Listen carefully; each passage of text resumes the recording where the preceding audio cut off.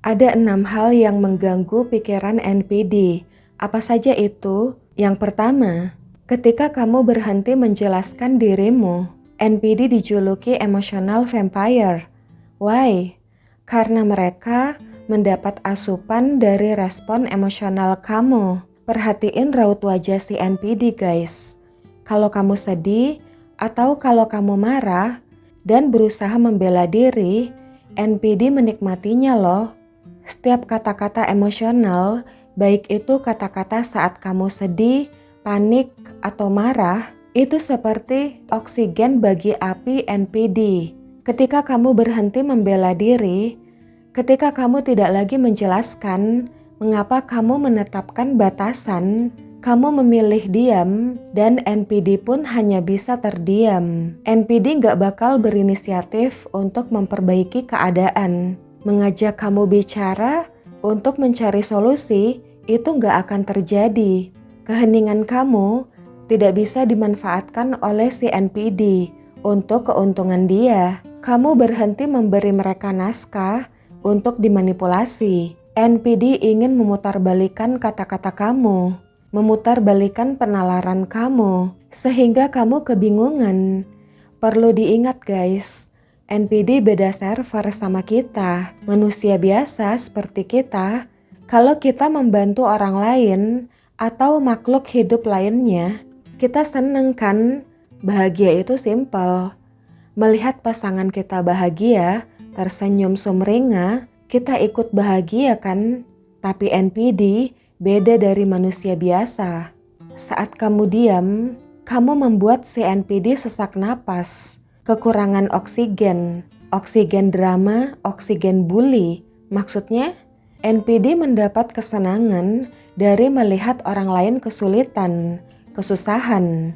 Perlu digarisbawahi, kesenangan ya, bukan kebahagiaan. Itulah mengapa NPD punya kebutuhan bully everyday. Jadi, kalau kamu diam, tidak bereaksi, NPD bakal kelimpungan. Kekurangan target bully untuk kesenangannya. Kemudian yang kedua, ketika kamu menertawakan apa yang dulu membuat kamu takut, NPD senang dengan mengintimidasi.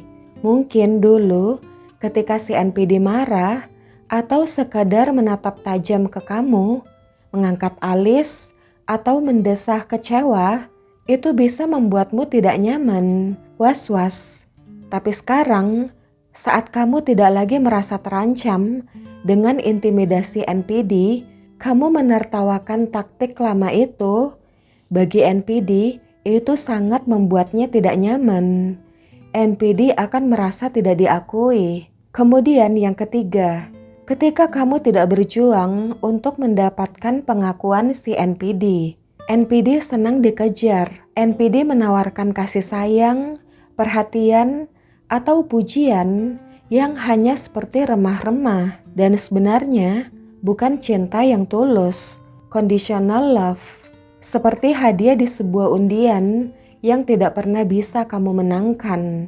Tapi ketika kamu berhenti mengejar harapan palsu si NPD, itu akan menyakiti ego si NPD. Perjuangan kamu mengejar validasi si NPD membuat si NPD bersemangat.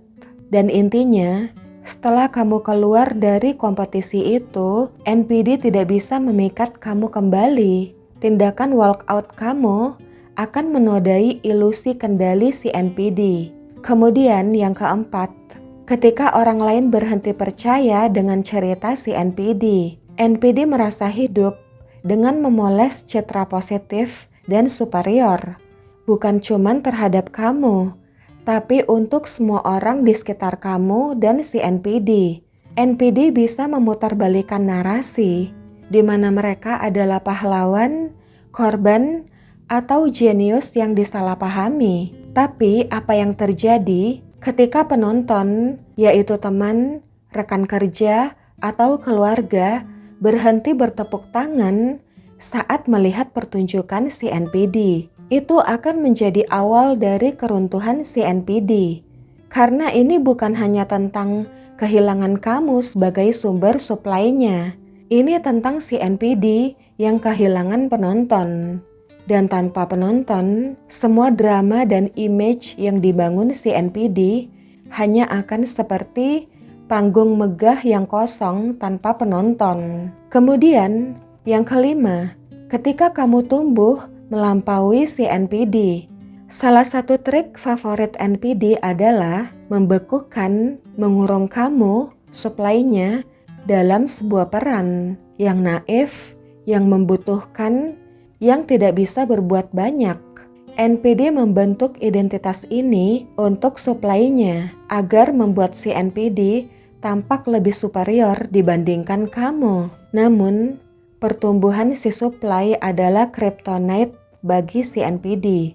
Ketika kamu melangkah lebih percaya diri, lebih otentik, menemukan kembali jati diri kamu, menjadi diri sendiri daripada yang pernah NPD izinkan, saat itulah cetak biru dari proyek manipulatif si NPD akan runtuh. NPD tidak bisa pulih karena evolusi kamu menghapus seluruh narasi mereka. Kemudian yang keenam, ketika kamu tidak punya lagi keinginan untuk balas dendam. Ini adalah paku terakhir. NPD berharap jika kamu pergi, kamu akan membawa kepahitan dan kesedihan atas perpisahan itu. Dalam waktu lama, NPD mengandalkan gagasan bahwa kamu akan berkubang dalam kebencian, berusaha membalas dendam, atau setidaknya diam-diam mengharapkan kejatuhan si NPD. Tapi, saat kamu melepaskan semua itu, ketika kamu tidak lagi membutuhkan balas dendam, ketika nama si NPD hampir tidak menggetarkan detak jantung kamu, di saat itulah NPD menghadapi kekalahan terbesarnya. Karena ketidakpedulian kamu lebih buruk dari amarah kamu baginya. Hal itu memberi tanda pada si NPD bahwa dia tidak lagi menempati ruang di pikiran kamu. Meskipun si NPD berusaha memancing respon kamu di setiap interaksi, kalau kamu tetap sibuk dengan urusanmu sendiri, ketidaksimetrisan itu menggerogoti NPD selamanya. Oke guys, thanks for watching. See you, bye.